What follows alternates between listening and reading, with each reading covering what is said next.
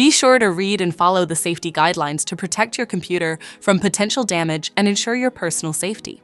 For more information about safety guidelines, see the owner's manual at dell.com/support. Before you begin, turn off the computer and disconnect all the attached peripherals.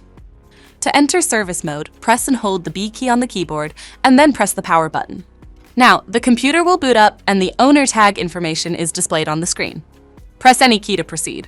The computer will emit 3 short beeps and shut down, indicating it has entered the service mode. Loosen the captive screws holding the base cover in place. Using a plastic scribe, pry the base cover from the palm rest assembly, starting at the top edge and working your way around to release it from all sides. Now lift the base cover from the palm rest assembly.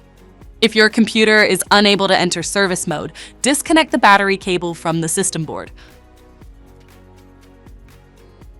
Identify the left fan and remove the pieces of tape. Disconnect the cables.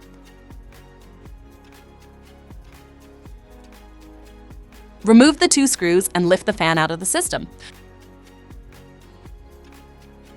To reinstall the fan, place it back in the system and install the 2 screws. Reconnect the cables and reattach the pieces of tape.